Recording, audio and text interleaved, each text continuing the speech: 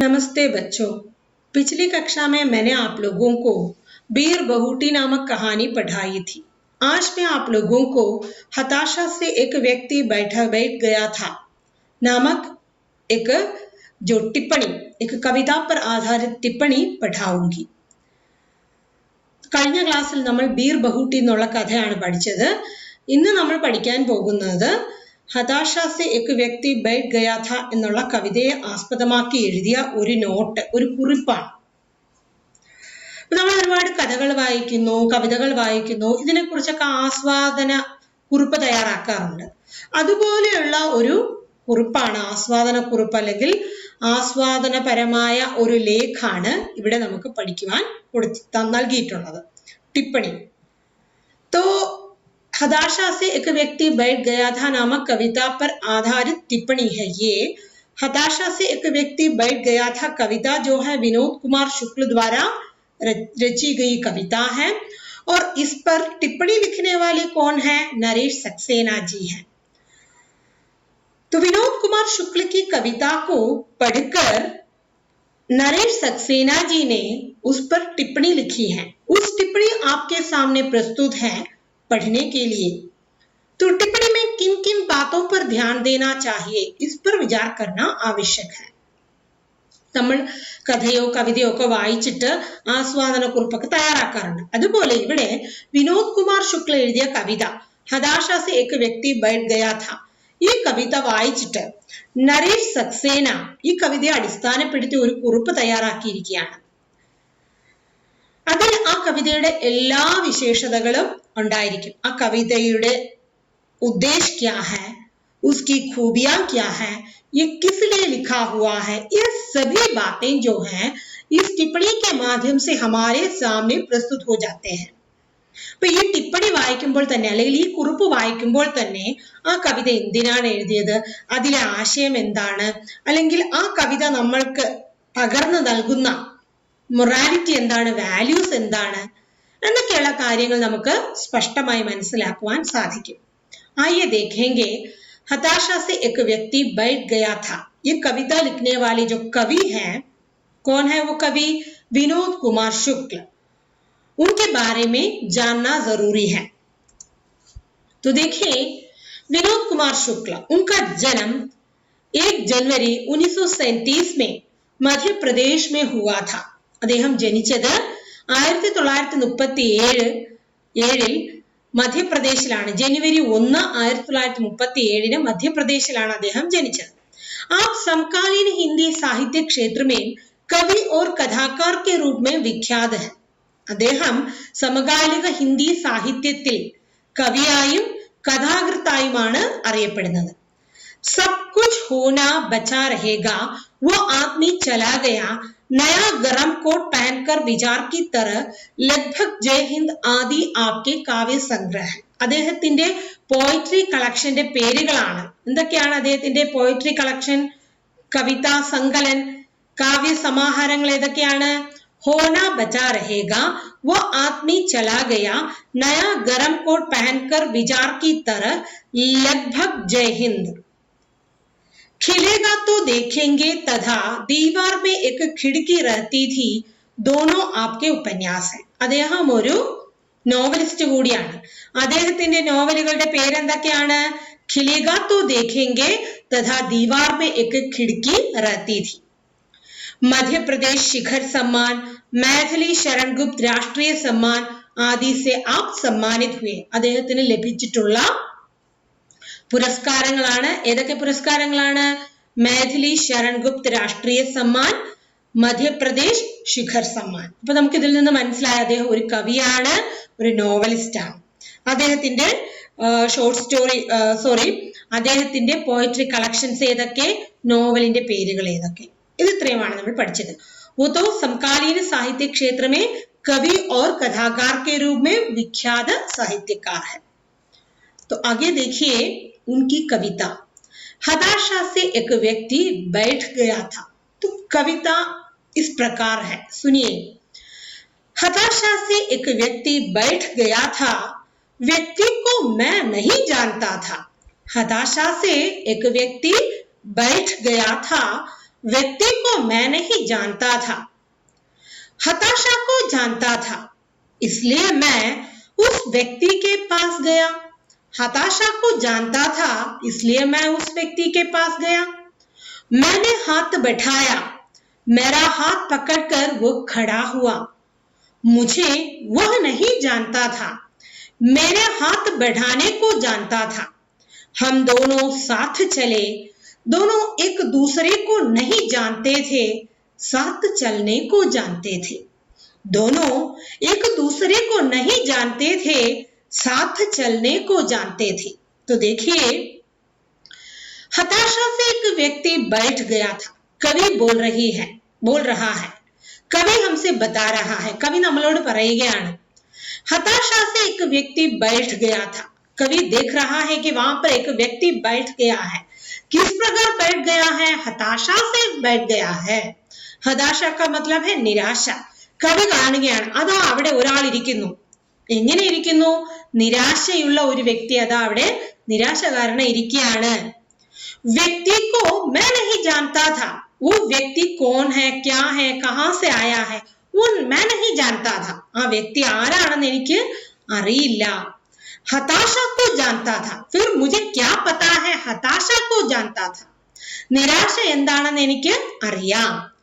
तो कवि उस व्यक्ति को देख रहा है और उन्हें मालूम पड़ गया है कि वो व्यक्ति जो है हताशा से वहां पर बैठ गया था. व्यक्ति को वो नहीं जानता था, लेकिन हताशा को वो जानता था. കവി കാണുകയാണ്, ഒരു വ്യക്തി നിരാശ പൂണ്ടിരിക്കുന്നു. ആ വ്യക്തി ആരാണെന്ന് കവിക്ക് അറിയില്ല, പക്ഷേ നിരാശ എന്താണെന്ന് കവിക്ക് നന്നായിട്ട് അറിയാം. इसलिए मैं उस व्यक्ति के पास गया, तो मुझे मालूम पड़ गया है कि वो व्यक्ति जो है निराशा के साथ वहां पर बैठा हुआ है. तो इसलिए मैं उस व्यक्ति के पास गया. നിരാശ കൊണ്ടിരിക്കുകയാണെന്ന് മനസ്സിലാക്കി ഞാൻ ആ വ്യക്തിയുടെ അടുക്കലേക്ക് ചെന്നു. मैंने हाथ बढ़ाया, मैंने तो उसके ओर हाथ बढ़ाया, क्योंकि वो व्यक्ति जो है हताश होकर वहां पर बैठा है. तो हताशा में व्यक्ति कुछ भी कर बैठते हैं. दूसरों की मदद चाहिए उन्हें सांत्वना के लिए. तो നിരാശ കൊണ്ട് വ്യക്തി എന്തും ചെയ്യും. അപ്പൊ ആ അവസ്ഥയിലാണ് ആ മനുഷ്യൻ അവിടെ ഇരിക്കുന്നത്. അത് മനസ്സിലാക്കി നമ്മുടെ കവി അദ്ദേഹത്തിന്റെ അടുക്കലേക്ക് പോയി അയാൾക്ക് നേരെ കൈ നീട്ടുകയാണ്. मेरा हाथ पकड़कर वो खड़ा हुआ, मैंने उसके ओर हाथ बढ़ाया तो उसने मेरे हाथ पकड़कर खड़ा हो गया. ഞാൻ അദ്ദേഹത്തിന്റെ നേരെ കൈകൾ നീട്ടിയപ്പോൾ ആ നിരാശ പൂണ്ടിരുന്ന വ്യക്തി എന്താ ചെയ്തത്? എന്റെ കൈകൾ പിടിച്ച് എഴുന്നേറ്റ് നിന്നു. मुझे वह नहीं जानता था, वो व्यक्ति को यह नहीं पता कि मैं कौन है, ഞാൻ ആരാണെന്ന് ആ വ്യക്തിക്ക് അറിയില്ല. मेरे हाथ बढ़ाने को जानता था, അയാൾക്ക് ഇത്ര മാത്രമേ അറിയാവൂ, ഞാൻ അദ്ദേഹത്തിന്റെ നേരെ കൈ നീട്ടി എന്ന് മാത്രമേ അദ്ദേഹത്തിന് അറിയാവൂ. हम दोनों साथ चले, അപ്പൊ ഞാൻ കൈ നീട്ടി, അദ്ദേഹം എന്റെ കയ്യിൽ പിടിച്ചു എഴുന്നേറ്റ് നിന്നു, ഞങ്ങൾ രണ്ടുപേരും ഒരുമിച്ച് നടന്നു. दोनों एक दूसरे को नहीं जानते थे, साथ चलने को जानते थे. രണ്ടുപേരും പരസ്പരം ആരാണെന്ന് അറിയില്ല, പക്ഷേ ഒരുമിച്ച് നടക്കാൻ അറിയാമായിരുന്നു. तो इस संपूर्ण कविता में जो है बहुत बड़ा आशय छिपा हुआ है. ഈ കവിതയിൽ വലിയൊരു ആശയമാണ് ഒളിഞ്ഞിരിക്കുന്നത്. हमेशा हम दूसरों को जानने की कोशिश नहीं करते. നമ്മൾ ഒരിക്കലും മറ്റൊരു വ്യക്തിയെ മനസ്സിലാക്കാൻ ശ്രമിക്കാറില്ല. അയാളുടെ അവസ്ഥ എന്താണ്, അയാളുടെ മനസ്സിൽ ഇപ്പോൾ എന്തായിരിക്കാം സ്ഥിതി, അയാൾക്ക് എന്ത് വിഷമമുണ്ട് എന്നൊന്നും നമ്മൾ മനസ്സിലാക്കാൻ ശ്രമിക്കാറില്ല. പക്ഷെ നമ്മൾ എല്ലാവരോടും പറയും എനിക്ക് അവനെ നന്നായി അറിയാം. പക്ഷെ ആ വ്യക്തിയുടെ ദുർബലതകൾ എന്താണോ, അവൻ എപ്പോഴാണോ സഹായം ആവശ്യമുള്ളത്, അവൻ എപ്പോഴാണ് വിഷമിക്കുന്നത്, അല്ലെങ്കിൽ അവന്റെ വിഷമത്തിന്റെ കാരണം എന്താണ്, ഇതൊന്നും നമ്മൾ മനസ്സിലാക്കാൻ ശ്രമിക്കുകയില്ല. അപ്പൊ ഇവിടെ കവി പറയുകയാണ്, എനിക്ക് ആ വ്യക്തി ആരാണെന്ന് പോലും അറിയില്ല, പക്ഷെ ഞാൻ എന്നിട്ടും നിരാശ പൂണ്ടിരിക്കുകയാണെന്ന് മനസ്സിലാക്കി അയാളെ സഹായിക്കാനാണ് ശ്രമിച്ചത്. അയാളുടെ നിരാശ എന്താണെന്ന് മനസ്സിലാക്കാൻ ശ്രമിച്ചു. അങ്ങനെയുള്ള ഒരു വലിയ ആശയത്തിലേക്കാണ് കവി നമ്മളെ കൊണ്ടുപോകുന്നത്. अक्सर हम क्या करते हैं, दूसरों के दुख में हम उनका साथ नहीं देते. यदि कहीं कोई दुर्घटना घट जाती है तो हम क्या करते हैं, उस दुर्घटना का पूरा कवरेज करके उसे हम सोशल मीडिया में डालते हैं और लाइक्स पाते हैं. अन्यथा उसकी मदद करने के लिए हम कदापि तैयार नहीं हो जाते. നമ്മൾ എപ്പോഴും കാണുന്നു മറ്റുള്ളവരുടെ പ്രയാസത്തിലും സങ്കടത്തിലും ഒന്നും നമ്മൾ അവരെ സഹായിക്കാൻ തയ്യാറാകുന്നില്ല. അത് മാത്രമല്ല, നമ്മൾ പോകുന്ന അവസരത്തിൽ എന്തെങ്കിലും ഒരു അപകടം നടന്നു എന്ന് വിചാരിക്കുക. നമ്മൾ ആ അപകട സ്പോട്ടിലുണ്ട്, പക്ഷെ നമ്മൾ ആ വ്യക്തിയെ സഹായിക്കുന്നതിന് പകരം എന്താണ് ചെയ്യുന്നത്? അവിടെ നടക്കുന്ന ഫുൾ കാര്യങ്ങളും കവർ ചെയ്ത് നമ്മൾ സോഷ്യൽ മീഡിയയിലേക്ക് പോസ്റ്റ് ചെയ്യും. എന്നിട്ട് ഒരുപാട് ലൈക്ക് കിട്ടാനാണ് നമ്മൾ ആഗ്രഹിക്കുന്നത്. അല്ലാതെ മറ്റൊരാളെ സഹായിക്കണം എന്നുള്ള ചിന്ത നമ്മളിൽ ഉണ്ടാകാറില്ല. പക്ഷെ ഇവിടെ ഒരു വ്യക്തി ഒരു കോണിൽ അതാ നിരാശ കൊണ്ടിരിക്കുന്നു. उस व्यक्ति को देखकर कवि क्या करते हैं, उसकी ओर हाथ बढ़ाता है. कवि को मालूम पड़ जाता है कि वो व्यक्ति जो है हताश है. കവി മനസ്സിലാക്കുന്നു ആ വ്യക്തി നിരാശ കൊണ്ടിരിക്കുകയാണ്, അവന് സഹായം ആവശ്യമാണ്. ആ വ്യക്തി ആരാണെന്നോ എന്താണെന്നോ പോലും കവിക്ക് അറിയില്ല. പക്ഷെ അയാളുടെ നേർക്ക് ആശ്വാസ് का जो सांत्वना का जो हाथ उन्होंने बैठाया है, तो उनकी मदद से वो व्यक्ति जो है खड़ा हो जाता है. दोनों एक साथ चलने को लगता है. ഈ വ്യക്തിയുടെ സഹായ ഹസ്തം കണ്ടുകൊണ്ട് ആ വ്യക്തി എഴുന്നേറ്റ് നിൽക്കുന്നു. രണ്ടുപേരും ഒരുമിച്ച് നടക്കുന്നു. ഇതാണ് ഈ കവിത പറയുന്നത്.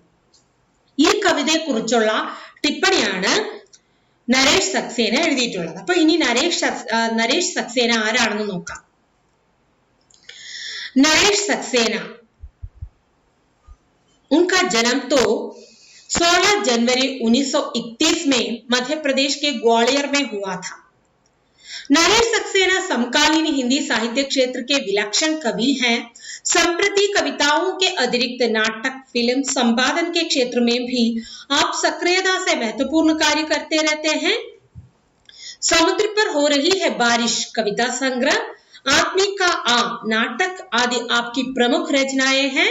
साहित्य के लिए आपको 2000 का पहल सम्मान मिला है तथा निर्देशन के लिए 1992 में राष्ट्रीय फिल्म पुरस्कार भी मिला है.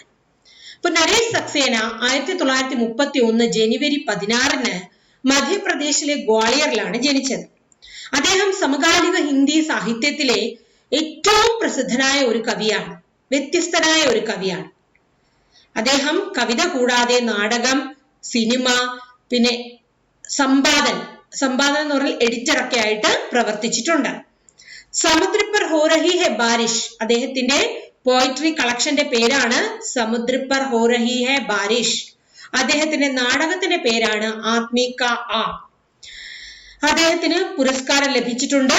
2000 അദ്ദേഹത്തിന് പെഹൽ സമ്മാൻ ലഭിച്ചു.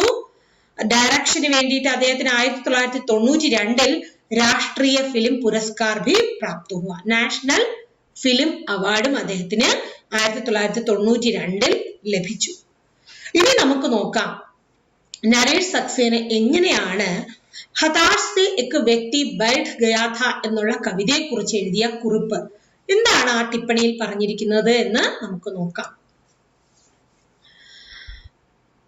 विनोद कुमार शुक्ल अपनी मौलिकता के साथ ही भाषा की अनगढ़ता के लिए विख्यात है, किंतु इस कविता में मौलिक होने के साथ ही वे काव्य शिल्प के सिद्ध कवि की तरह भी दिखाई देते हैं.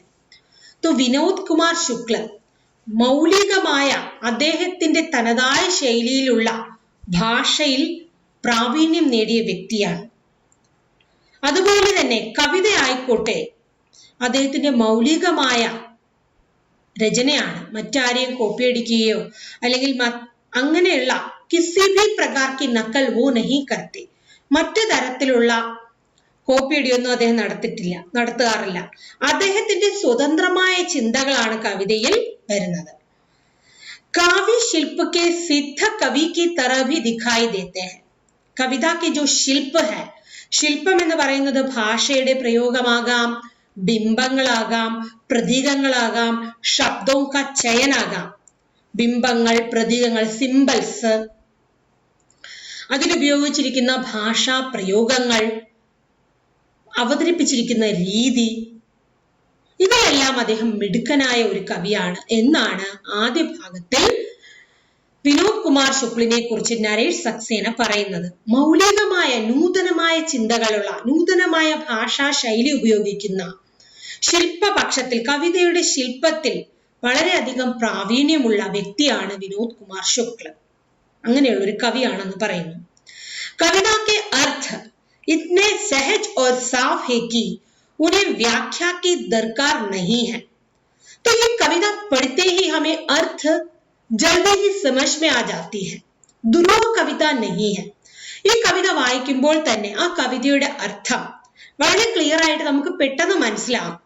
ദുരൂഹമായ കവിതകളൊന്നും അല്ല, കവിതയല്ല ഇത്. നമുക്ക് മനസ്സിലാകാത്ത പദപ്രയോഗങ്ങളൊന്നും തന്നെ ഈ കവിതയിൽ ഇല്ല. सरल शब्दों वाले वाक्य स्वयं ही अपना मर्म कह देते हैं. വളരെ സിമ്പിൾ ആയിട്ടുള്ള സെന്റൻസസ് ആണ്, ശബ്ദങ്ങളാണ്, പദങ്ങളാണ് ഉപയോഗിച്ചിരിക്കുന്നത്. ആ പദങ്ങൾ തന്നെ ഉപയോഗിച്ചുകൊണ്ടുണ്ടാകുന്ന ആ വാക്യം സ്വയം അതിന്റെ മർമ്മം, ആ കവിതയുടെ സമ്പൂർണ്ണ ആശയം, ആ മർമ്മം എന്താണെന്ന് നമുക്ക് പറഞ്ഞു തരുന്നു. तो उसकी जो एक पंक्ति यहाँ पर वो उद्धृत करता है, व्यक्ति को मैं नहीं जानता था, हताशा को जानता था. तो व्यक्ति को मैं नहीं जानता था, वो जहां पर वो व्यक्ति बैठ रहा है वो व्यक्ति कौन है ये मैं नहीं जानता था. കവി ആദ്യം അങ്ങനെയല്ലേ പറഞ്ഞത്, ആ വ്യക്തി ആരാണെന്ന് എനിക്കറിയില്ല, പിന്നെ എനിക്ക് എന്തറിയാം, ഹതാശാക്കോ ജാൻതാഥ, നിരാശ എന്താണെന്ന് എനിക്കറിയാം. कहते ही वे जानने की हमारी उस जाने पहचानी रूढ़ी को तोड़ देते हैं. അറിയുക എന്നുള്ളത് നമ്മുടെ പരമ്പരയായിട്ട് നമ്മൾ ഉപയോഗിച്ചു വരുന്ന അറിയുക എന്ന പദത്തിൽ ഒളിഞ്ഞിരിക്കുന്ന കാര്യങ്ങളെ അദ്ദേഹം നിഷേധിക്കുകയാണ്.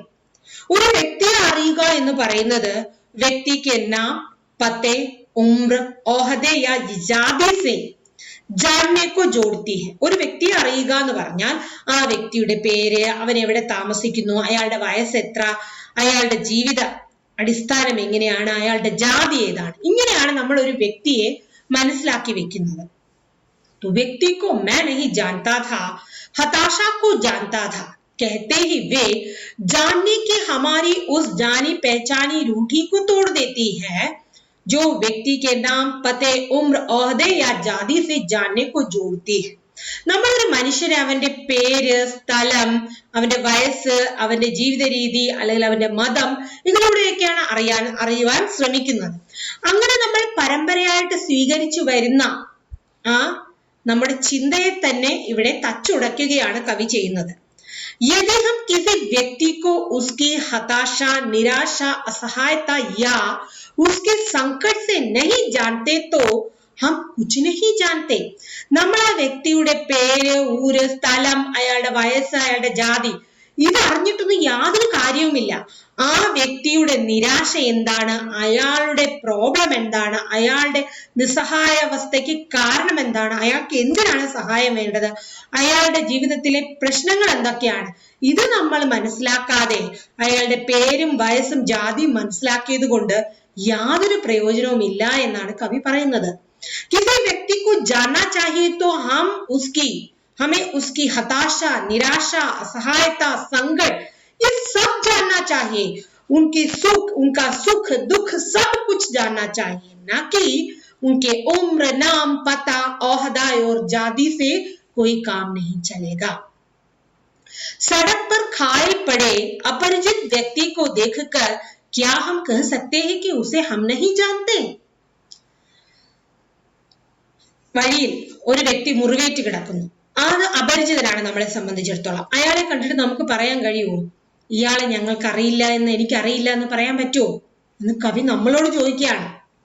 वास्तव में हम जानते हैं कि यह व्यक्ति मुसीबत में है और इसे हमारी मदद की जरूरत है. നമുക്ക് ആ വ്യക്തി അറിയില്ല, അയാളുടെ പേരെന്താണ്, നാടേതാണ്, ജാതി ഏതാണെന്ന് അറിയില്ല. പക്ഷേ നമുക്ക് ഇത്ര മാത്രം അറിയാം. എന്താണ് അറിയാവുന്നത്, അയാൾ ഒരു പ്രശ്നത്തിൽ പെട്ട് കിടക്കുകയാണ്. യോ വ്യക്തി മുസീബത്ത് മേ ഹൈ और इसे हमारी मदद की जरूरत है.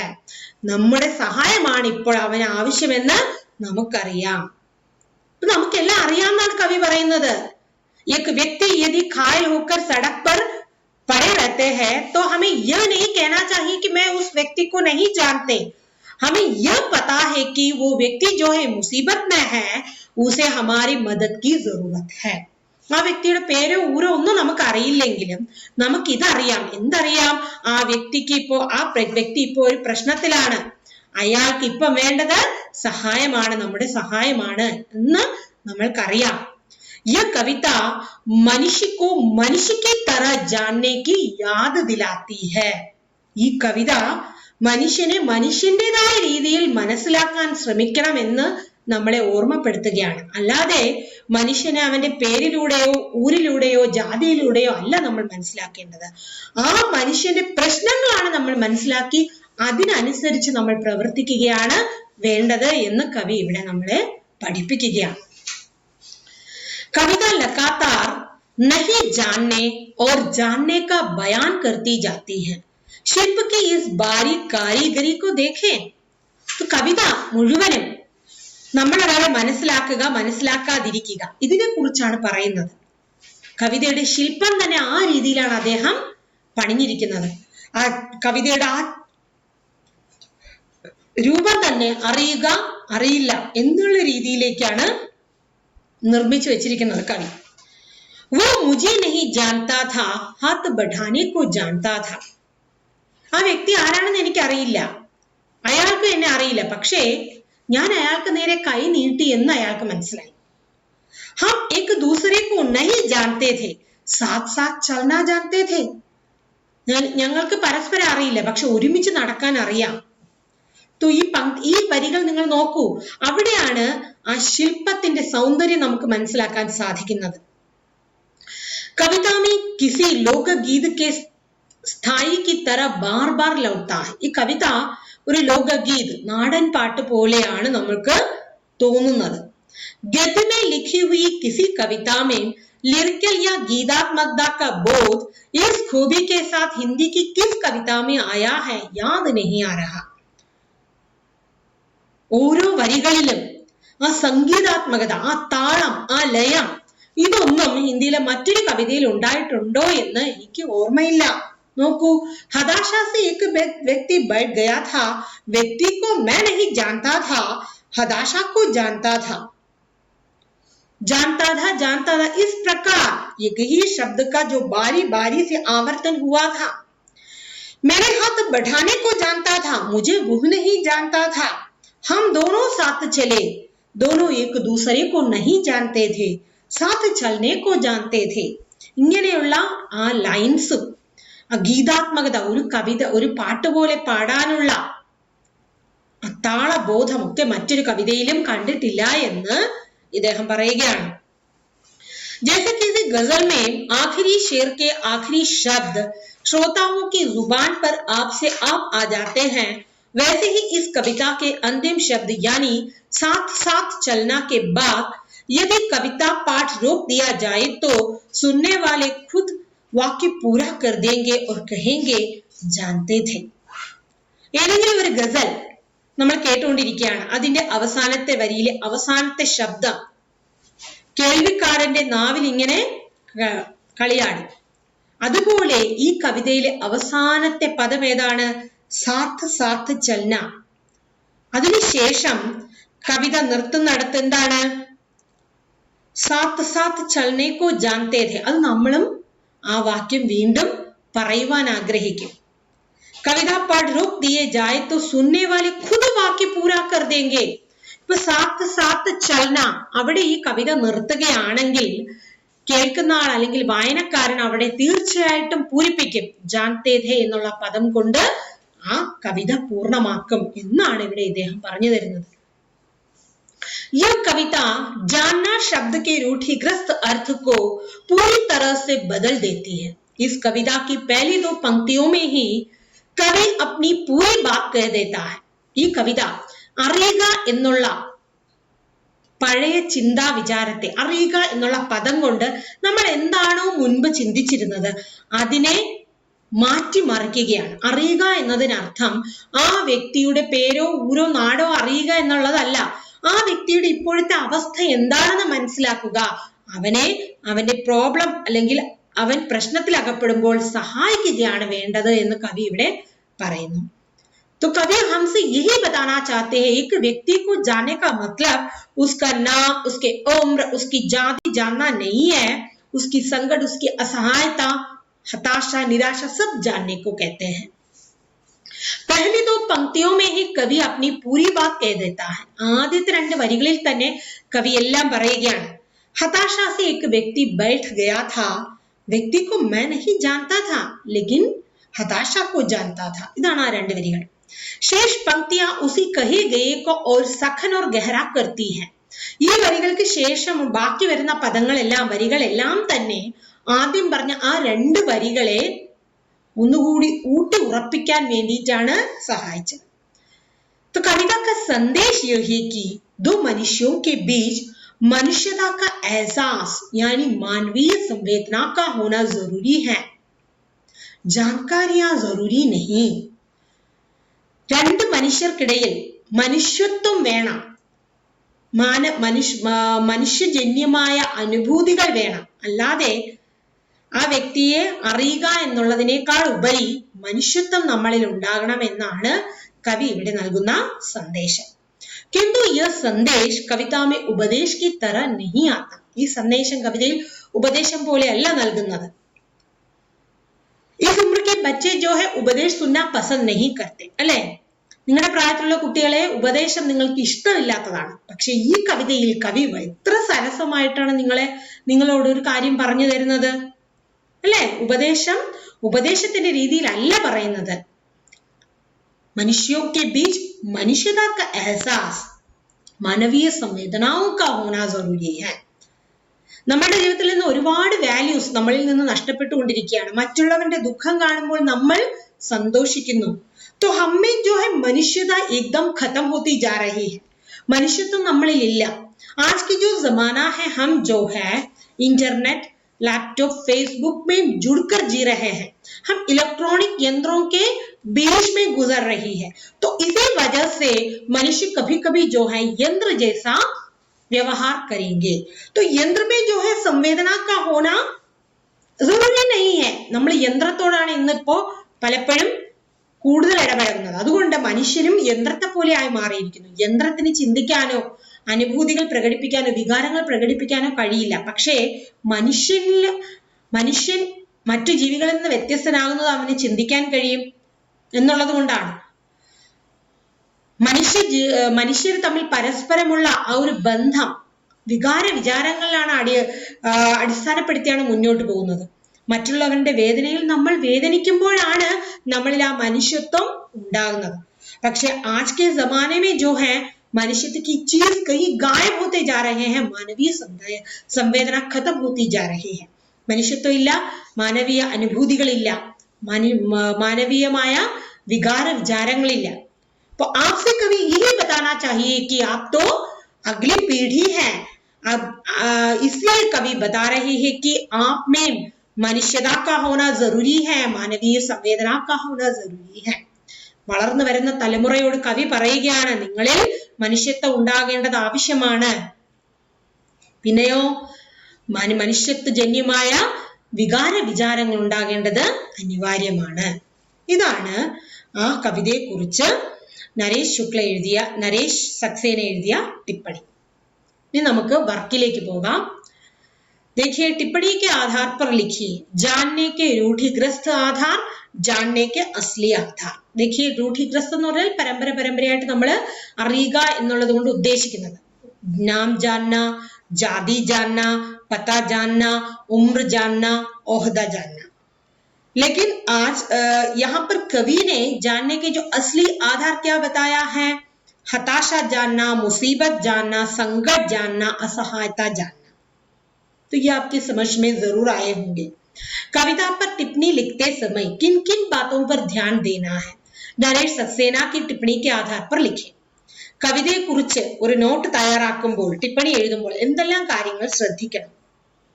നരേഷ് സക്സേനയുടെ ടിപ്പണി അടിസ്ഥാനപ്പെടുത്തി നമുക്ക് എന്തെല്ലാം കാര്യങ്ങൾ ശ്രദ്ധിക്കണമെന്ന് പറയാം.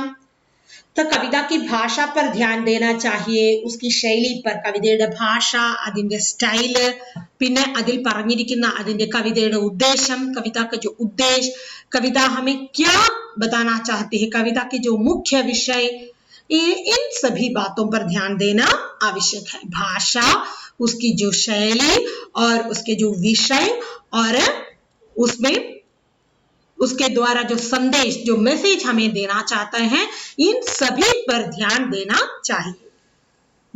ഇതെല്ലാം ശ്രദ്ധിച്ചാൽ മാത്രമേ ഒരു കവിതയെക്കുറിച്ച് നമുക്ക് ഒരു ടിപ്പണി എഴുതാൻ സാധിക്കുകയുള്ളൂ. ये समाचार पढ़े और हताशा से एक व्यक्ति बैठ गया था. कविता के आधार पर विष्णु कुमार के कार्य पर चर्चा करें. तो केरल में जो बाढ़ आ गया था, मध्य प्रदेश के विष्णु ने कायम की मिसाल. കേരളത്തിൽ വെള്ളപ്പൊക്കം വന്നപ്പോൾ മധ്യപ്രദേശിലെ വിഷ്ണു ഒരു സഹായം ചെയ്തു. അതിനെക്കുറിച്ചാണ് പറയുന്നത്. നിങ്ങൾ എല്ലാവരും ഇത് പത്രത്തിൽ വായിച്ചു കാണും. भोपाल केरल में लगभग 100 साल बाद आई बाढ़ से लाखों लोगों की जिंदगी पर अब भी संकट बना हुआ है. संकट की इस घड़ी में मध्य प्रदेश के एक व्यक्ति के समर्पण भाव ने बाढ़ पीड़ितों का दिल जीत लिया है. मध्य प्रदेश के नीमच जिले से आने वाले विष्णु कुमार गली गली कंबल और चादर बेचने का काम करता है. वह हर साल बारिश के मौसम पर केरल पहुंच जाता है. 100 വർഷത്തിന് ശേഷം കേരളത്തിൽ ഒരു വെള്ളപ്പൊക്കം വന്നപ്പോൾ വളരെ വലിയ പ്രശ്നമാണ് ഉണ്ടായത്. ഈ സമയത്ത് മധ്യപ്രദേശിലെ ഒരു വ്യക്തിയുടെ സമർപ്പണ മനോഭാവം വെള്ളപ്പൊക്കത്തിൽ അകപ്പെട്ട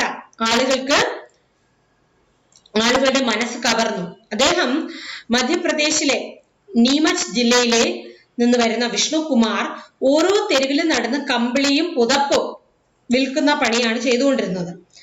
ഹർസാൽ എല്ലാ വർഷവും അദ്ദേഹം മഴക്കാലത്ത് കേരളത്തിലെത്തും. विष्णु बीबीसी को बताता है, मैं हर साल यहाँ कंबल बेचने आता हूँ, लेकिन इस बार जब मैं यहाँ आया तो मुझसे उनकी हालत देखी नहीं गई. मैंने यहाँ देखा कि किसी का घर डूब गया, परिवार में कोई मर गया, किसी के पास ओढ़ने के लिए कुछ नहीं है, हर आदमी मुसीबत में है. विष्णु कुमार ने करीब 50 कंबल स्थानीय जिलाधिकारी मोहम्मद अली को सौंपे तथा वे बाढ़ पीड़ितों तक पहुंचा सके. അദ്ദേഹം BBC-യോട് പറഞ്ഞതാണ്, ഞാൻ എല്ലാ വർഷവും കമ്പിളി വിൽക്കാനായിട്ട് കേരളത്തിൽ വരും. പക്ഷെ ഈ പ്രാവശ്യം വന്നപ്പോൾ ഇവിടുത്തെ അവസ്ഥ കണ്ട അയാളുടെ കണ്ണ് നിറഞ്ഞുപോയി. അയാൾ വളരെ ദുഃഖിതനായി. ഞാൻ കണ്ടു പല ആളുകളുടെയും വീട് നഷ്ടപ്പെട്ടു, കുടുംബത്തിലെ ആളുകൾ മരണപ്പെട്ടു, ചിലർക്കാണെങ്കിൽ ധരിക്കാൻ വസ്ത്രം പോലും ഇല്ല, എല്ലാവരും ഓരോരോ പ്രശ്നത്തിലാണ്. അപ്പോൾ ഞാൻ എന്ത് ചെയ്തു, 50 കമ്പിളി ജില്ലാ കളക്ടർ മുഹമ്മദ് അലിക്ക് നൽകി. ഈ വെള്ളപ്പൊക്കത്തിൽ അകപ്പെട്ട ആളുകൾക്ക് നൽകാനായിട്ട് ഞാൻ 50 കമ്പിളി നൽകി എന്നാണ് പറയുന്നത്. അപ്പോൾ ഇത് വായിക്കുമ്പോൾ നിങ്ങളുടെ മനസ്സിൽ എന്തൊക്കെ ചിന്തകളായിരിക്കും വരുന്നത്, ഇതിനെക്കുറിച്ച് ചർച്ച ചെയ്യാനാണ് പറഞ്ഞിരിക്കുന്നത്. तो ഇവിടെ ആ വ്യക്തിക്ക് ഈ വിഷ്ണുവിന് കേരളത്തിലെ ഓരോ വ്യക്തിയും ആരാണെന്നോ ഏത് ജാതിയിൽപ്പെട്ടതാണെന്നോ അറിയില്ല. അയാൾക്ക് ഇത്രയും മാത്രമേ അറിയാവൂ, വ്യക്തികൾ എല്ലാവരും ഏതോ പ്രശ്നത്തിൽ മുസീബത്ത് में है, उसको मदद की जरूरत है. ले दूसरों की मदद करने के लिए उसे जानने की कोई आवश्यकता नहीं है. उसे इस तरीके से जानना है कि उसकी मुसीबत क्या है, അവരുടെ പ്രശ്നം എന്താണെന്ന് മാത്രം മനസ്സിലായാൽ മതി. അതാണ് ഇതിൽ നിന്ന് നമുക്ക് ലഭിക്കുന്ന ഗുണപാഠം.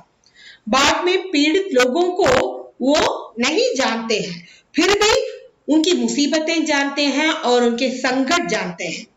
तो मनुष्य को मनुष्य की तरह जानने का जो आह्वान इससे भी प्राप्त होता है.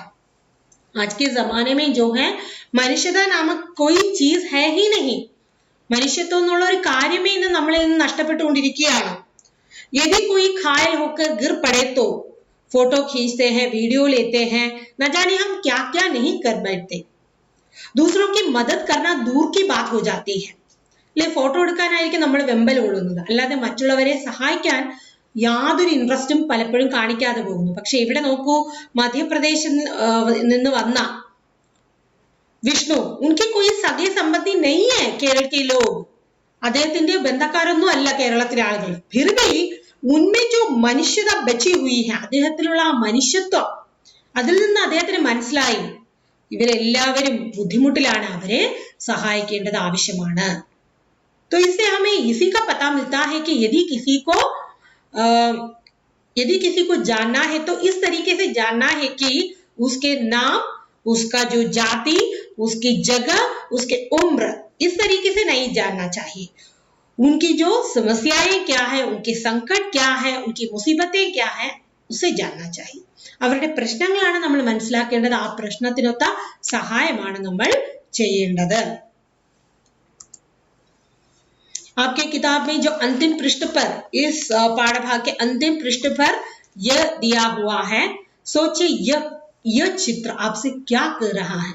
ഈ ചിത്രം നിങ്ങൾക്ക് എന്താണ് പറയുന്നത് നൽകുന്നത്.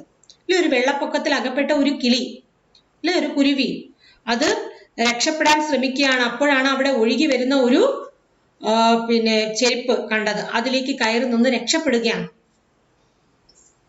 മലയാളത്തിൽ ഒരു പ്രയോഗമുണ്ട്, മുങ്ങിത്താഴുന്നവന് പുൽക്കൊടിയും കച്ചിത്തുരുമ്പ്. डूबते को तिनका ही सहारा है. ऐसा प्रयोग हिंदी में भी है. डूबते को तिनके का सहारा मिलना चाहिए. मुंगिताഴുന്നവന് പുൽക്കൊടിയും കച്ചിത്തുരുമ്പ്. ये जो चित्र है हमसे बहुत बड़ी बात कर देती है. ഈ ചിത്രം നമ്മൾ ഒരുപാട് കാര്യങ്ങൾ പഠിപ്പിക്കുകയാണ്. ഒരാൾ മുങ്ങിത്താഴുന്നത് കണ്ടാൽ നമ്മൾ അവനെ നേരെ ആ കൈകളൊന്ന് നീട്ടിക്കൊടുത്താൽ അയാളെ ഒരുപക്ഷെ നമുക്ക് രക്ഷപ്പെടുത്താൻ സാധിക്കും. ഈ കവിതയിലും കവി അങ്ങനെയല്ലേ ചെയ്യുന്നത്. एक व्यक्ति वहां पर हताश होकर बैठा हुआ है. നിരാശനായിരിക്കുന്ന വ്യക്തി, അവനെ സാന്ത്വനിപ്പിക്കാനോ ആശ്വസിപ്പിക്കാനോ ആരുമില്ല. ഒരു പക്ഷെ അവൻ അടുത്ത നിമിഷം ആത്മഹത്യ പോലും ചെയ്തെന്നിരിക്കാം. നമ്മുടെ ഒരു സ്നേഹനിർഭരമായ ഒരു സ്പർശനം, നമ്മുടെ ഒരു സാന്ത്വനം, ഒരു വാക്ക് മതി അവനെ തിരിച്ച് ജീവിതത്തിലേക്ക് जिंदगी में वापस लाने के लिए. तो कवि उस हताश और निराश व्यक्ति को नहीं जानते, फिर भी वो उनकी मदद के लिए उनकी ओर हाथ बढ़ाती है और उन्हें सांत्वना प्रदान करती है, अपने साथ चलने को कहते हैं. तो इस चित्र में भी वही बात हमसे दोहरा रही है कि जो डूबता है उसे तिनके का सहारा मिला है तो वो भी बड़ी बात होती है. മുങ്ങിത്താഴുന്നവനെ ഒരു പുൽനാമ്പ് പോലും പുൽക്കൊടിയും കച്ചിത്തുരുമ്പായിട്ട് മാറും. അവനെ അത് ജീവിതത്തിലേക്ക് തിരികെ കൊണ്ടുവരാൻ വളരെയധികം സഹായിക്കും. तो ये कविता जो है बहुत बड़े आशय, बहुत बड़ा अर्थ, बहुत बड़ा जो संदेश आप लोगों के सामने प्रस्तुत किया है. आप सब इस പാഠഭാग से लाभान्वित जरूर हुए होंगे. ഈ കവിത വളരെ വലിയൊരു ആശയമാണ് നിങ്ങളുടെ മുന്നിൽ വെക്കുന്നത്. ഈ ആശയം നിങ്ങൾ ശരിയായ രീതിയിൽ ഉൾക്കൊള്ളണം. നമ്മളിൽ നിന്ന് അന്യമായി പോയിക്കൊണ്ടിരിക്കുന്ന മനുഷ്യത്വത്തെ തിരിച്ചു പിടിക്കണം. മനുഷ്യന്റെ അനുഭൂതികളെ, വികാരങ്ങൾ, വിചാരങ്ങൾ എല്ലാം നമ്മളിൽ തന്നെ ഉണ്ടാക്കിയെടുക്കാൻ ശ്രമിക്കുക. മറ്റുള്ളവരുടെ ദുഃഖത്തിൽ പങ്കാളികളാവുക. മറ്റുള്ളവരെ സഹായിക്കാനുള്ള നല്ല മനസ്സ് നിങ്ങൾക്ക് എന്നും ഉണ്ടാകട്ടെ എന്ന് പ്രാർത്ഥിക്കുന്നു. ये कक्षा जो है, ये पाठभाग जो है आपके समझ में आए होंगे. इसी विचार के साथ मैं विदा लेती हूँ. अगले चैप्टर के साथ मैं फिर से हाजिर हो जाऊंगी. तब तक के लिए विदा लेती हूँ. धन्यवाद.